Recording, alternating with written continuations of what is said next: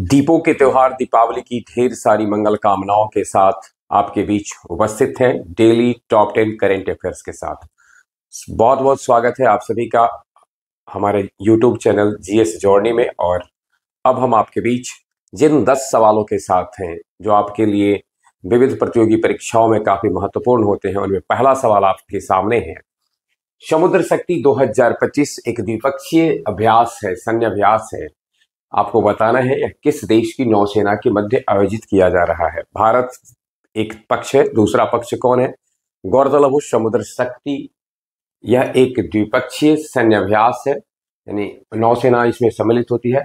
किस देश की नौसेना? Sri Lanka, Indonesia, Bangladesh, Thailand. तो इसमें भारत के साथ इंडोनेशिया की सेना का यह अभ्यास होता है।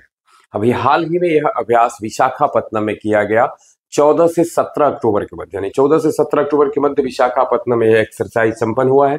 गौरतलब हो इसकी शुरुआत हुई थी 2021 में और इस दृष्टिकोण से यह 5वां एडिशन है, इसका यह 5वां संस्करण है।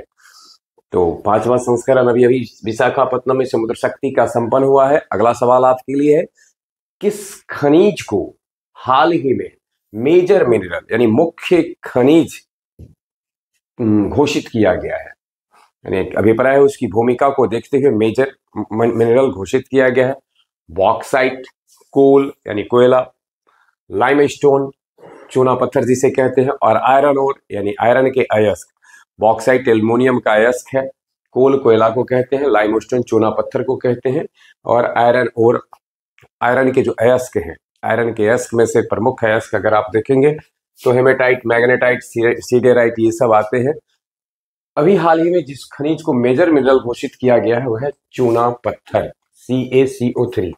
कई नामों से इसे जाना जाता है। कैल्शियम कार्बोनेट इसका रासायनिक नाम है, लेकिन इसके कई नाम से, स्थानीय और व्यापारिक नाम से इसे जानते हैं, जिसमें खरिया भी है, चूना पत्थर तो है ही, संगमरमर इसका ही एक CaCO3 का ही एक क्या कहेंगे रूपांतरित रूप, कायांतरित रूप होता है संगमरमर भी। तो अभी हाल ही में सरकार ने mines and minerals development and regulation act 1957 के तहत कहा जाए किसके तहत इसको मेजर मिनरल्स घोषित किया गया है, तो माइंस एंड मिनरल्स एक्ट है 1957 का, उसके तहत इसको मुख्य खनिज की उपाधि दी गई है, मुख्य खनिज की श्रेणी में लाया गया है। अगला सवाल आपके लिए है, हाल ही में अंतर्राष्ट्रीय गरीबी उन्मूलन दिवस कब मनाया गया है? यानी अंतर्राष्ट्रीय स्तर पर गरीबी एक बड़ी समस्या है और इसके लिए ध्यान केंद्रित करने हेतु अंतर्राष्ट्रीय गरीबी उन्मूलन दिवस मनाया जाता है प्रति वर्ष 15, 16, 17, 18 और सही आंसर है इसका 17 अक्टूबर को। प्रतिवर्ष 17 अक्टूबर को अंतर्राष्ट्रीय गरीबी उन्मूलन दिवस मनाया जाता है, जहां सरकार की से अपेक्षा की जाती है सभी देशों की सरकार से कि आप अपने अपने देश में ऐसे कार्यों को करेंगे, उन नियमों को लगाएंगे जिससे कि गरीबी कम किया जा सके। अभी हाल में 17 अक्टूबर को गरीबी उन्मूलन दिवस मनाया गया। और अगला सवाल आपके लिए चौथा, कुल मिलाकर भारत के पावर लिफ्टर जॉबी मैथ्यू, यानी पावर लिफ्टर होगा यहाँ, पावर लिफ्टर जॉबी मैथ्यू हैं, इन्होंने पैरा पावर लिफ्टिंग विश्व चैंपियनशिप में कौन सा पदक जीता है? आपको बताना है, पैरा पावर लिफ्टिंग जॉब में भारत के पावर लिफ्टर जॉबी मैथ्यू ने कौन सा पदक इस बार प्राप्त किया है? विकल्प आपके लिए है स्वर्ण, कांस्य, रजत और इनमें से कोई नहीं, और सही आंसर है कांस्य पदक प्राप्त किया है। यानी जॉबी मैथ्यू को पैरा जो अभी हुआ है पावर लिफ्टिंग विश्व चैंपियंस, उसमें कांस्य पदक मिला है। भारत के पैरा पावर लिफ्टर जॉबी मैथ्यू ने मिस्र के काहिरा में अभी आयोजित हुआ है पावर लिफ्टिंग विश्व कप। पावर लिफ्टिंग विश्व चैंपियनशिप 2025 में कहां आयोजित किया गया है? काहिरा में आयोजित हुआ है, तो ये भी ध्यान में रखना है, मिस्र के काहिरा में आयोजित किया गया। और उसमें जॉबी मैथ्यू को कौन सा पदक मिला है?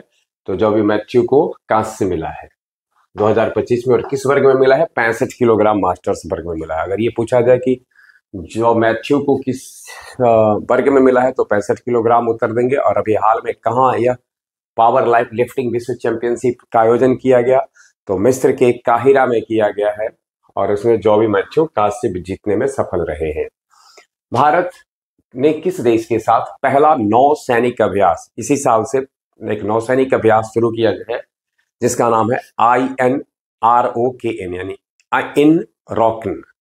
तो INROKN भारत के साथ किस देश का नौसैनिक अभ्यास है, जिसे अभी से ही मतलब इस वर्ष से ही शुरू किया गया है? रूस, सिंगापुर, दक्षिण कोरिया और मिस्र। भारत, ध्यान में रखना है, भारत ने वर्ष 2025 से दक्षिण कोरिया के साथ INROKN सैन्य अभ्यास की शुरुआत किया है, जो एक नौसैनिक अभ्यास है।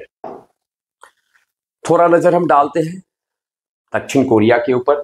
दक्षिण कोरिया, गौरांग लाल दास को दक्षिण कोरिया में भारत का नया राजदूत नियुक्त किया गया है। पूछा जाएगा कि भारत सरकार के द्वारा दक्षिण कोरिया में भारत का नया राजदूत किन्हें बनाया गया है? गौरांग लाल दास को बनाया गया है। वहीं दक्षिण कोरिया ने अपने देश में एक कानून पारित कर, एक विधेयक लाकर कुत्ते की मांस की खपत और बिक्री पर प्रतिबंध लगा दिया है। यानी कुत्ते की मांस की खपत और बिक्री पर प्रतिबंध दक्षिण कोरिया में विधेयक ला करके कर दिया गया है। भारतीय अभिनेत्री अनुष्का सेन को दक्षिण कोरियाई सरकार ने सम्मानित किया। तो दक्षिण कोरिया से जुड़ी जो महत्वपूर्ण बातें हैं उसमें यह था, गौरांग लाल दास को दक्षिण कोरिया में भारत का राजदूत बनाया गया है। दक्षिण कोरिया ने विधेयक पारित करके अपने यहाँ कुत्ते की मांस की बिक्री और खपत पर प्रतिबंध लगा दिया है। और वही अनुष्का सेन को दक्षिण कोरियाई सरकार ने सम्मानित किया है। अगला सवाल आपके लिए है छठा, Kedarnath ropeway project. Kedarnath ropeway project, यह प्रोजेक्ट है, हाल ही में किस कंपनी को यह प्राप्त हुआ है? पहला है BRO, बॉर्डर रोड ऑर्गेनाइजेशन यानी सीमा सड़क संगठन।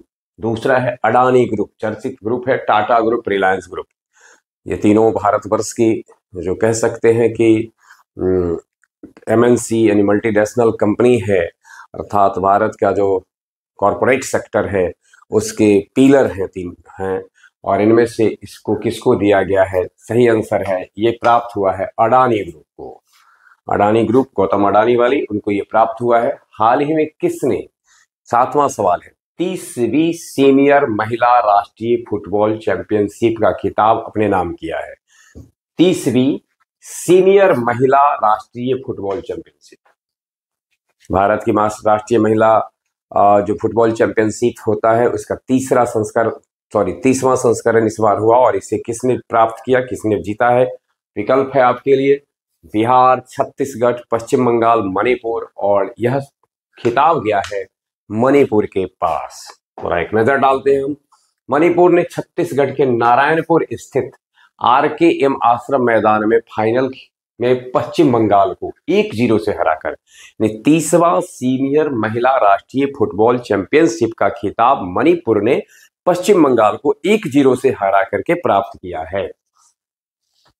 फुटबॉल चैंपियनशिप के लिए राजमाता जीजाबाई ट्रॉफी जीती है। ध्यान में रखना है, अगर ये पूछा जाए कि यह जो सीनियर महिला राष्ट्रीय फुटबॉल चैंपियनशिप होता है राष्ट्रीय स्तर पर, राष्ट्रीय सीनियर महिला फुटबॉल चैंपियनशिप में कौन सा खिताब दिया जाता है? तो राजमाता जीजाबाई ट्रॉफी प्रदान किया जाता है।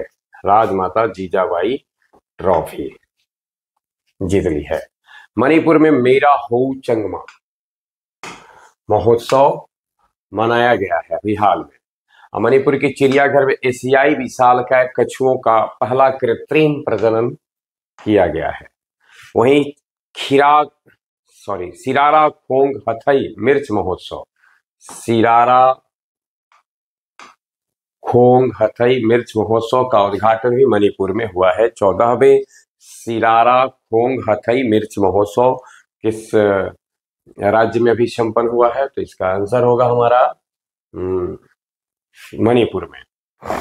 और 8वां सवाल आपके लिए है आज का, किसने गूगल क्लाउड के साथ AI म्यूजिक अवतार के लिए समझौता किया है? यानी हाल ही में अभी किसने गूगल क्लाउड के साथ AI म्यूजिक अवतार के लिए समझौता किया है? श्रेया घोषाल, अरिजीत सिंह, AR रहमान, जुबिन नौटियाल।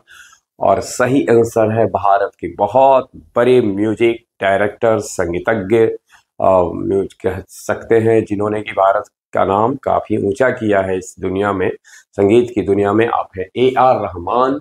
और गौरतलब हो, संगीत क्षेत्र में मिलने वाला सबसे प्रसिद्ध पुरस्कार ऑस्कर पुरस्कार को भी अपने नाम उन्होंने किया है। AR रहमान ने अपने नए प्रोजेक्ट सीक्रेट माउंटेन के लिए गूगल क्लाउड के साथ हाथ मिलाया है। यानी जिस प्रोजेक्ट के लिए इन्होंने गूगल क्लाउड के साथ समझौता किया है वह है सीक्रेट माउंटेन। AR रहमान जिन्होंने बहुत बालपन में ही म्यूजिक कंपोज करना, म्यूजिक को देना, निर्देशन करना उन्होंने सीख लिया था, और बहुत सारे फिल्म हैं बॉलीवुड में जिसमें उन्होंने म्यूजिक डायरेक्टर का कार्य किया है। 9वां सवाल आपके लिए है, BLS इंटरनेशनल किस देश में भारतीय वीजा केंद्र संचालित करेगा? मूल रूप से वीजा के ऊपर कार्य करने वाली BLS इंटरनेशनल संस्था, आपको बताना है कि किस देश के लिए भारतीय वीजा केंद्र संचालित, किस देश में भारतीय वीजा केंद्र को संचालित करने का फैसला लिया है? रूस, चीन, जापान, वियतनाम। अपने पड़ोसी देश चीन के साथ भारत इन दिनों अपने संबंध को सुधारने में लगा है, और इसी कड़ी में यह समझौता भी हुआ है। यह देश है चीन, जिसमें BLS इंटरनेशनल के द्वारा भारतीय वीजा केंद्र की स्थापना की जाने वाली है। 10वां सवाल, आज का आखिरी सवाल आपके लिए। इससे पहले थोड़ा सा नजर डालते हैं चीन के ऊपर थोड़ा। चीन के अभिनेता, गायक और निर्देशक एलन यू मैंगलोंग का 37 वर्ष की आयु में निधन हो गया है। यह एक बड़ा दुखद समाचार है कि इतनी कम आयु में अभिनेता, गायक और निर्देशक एलन यू मैंगलोंग नहीं रहे। वहीं चीन ने गोबी रेगिस्तान में, इसका जिक्र हमने पीछे करंट अफेयर में किया था, रेगिस्तान में दुनिया का पहला सौर तापीय ऊर्जा संयंत्र शुरू किया है। ISSF विश्व कप 2025 पदक तालिका में चीन शीर्ष पर रहा है। और अब आपके लिए आखिरी सवाल, 5वें खेलो इंडिया यूनिवर्सिटी गेम्स, 5वां खेलो इंडिया यूनिवर्सिटी गेम, खेलो इंडिया विश्वविद्यालय खेल जो है वह किस जगह पर आयोजित किया गया? बिहार, गुजरात, हरियाणा, राजस्थान, यानी किस राज्य में आयोजित किया गया? सही उत्तर है इसका राजस्थान में आयोजित किया गया है। और 5वां खेलो इंडिया यूनिवर्सिटी गेम KIUG, खेलो इंडिया यूनिवर्सिटी गेम्स राजस्थान के 7 शहरों में हुआ है। पहले शहर है जयपुर, अजमेर, उदयपुर, जोधपुर, बीकानेर, कोटा, भरतपुर में। यानी जयपुर, अजमेर, उदयपुर, जोधपुर, बीकानेर, कोटा और भरतपुर में आयोजित किया जाएगा। राजस्थान का जो NGO है एजुकेट गर्ल्स 2025 के रेवेन मैग्सेस से पुरस्कार के लिए चुना गया है। राजस्थान के जैसलमेर में भारत का पहला फाइटोसौर जीवाश्म मिला है। फाइटोसौर, भारत का पहला फाइटोसौर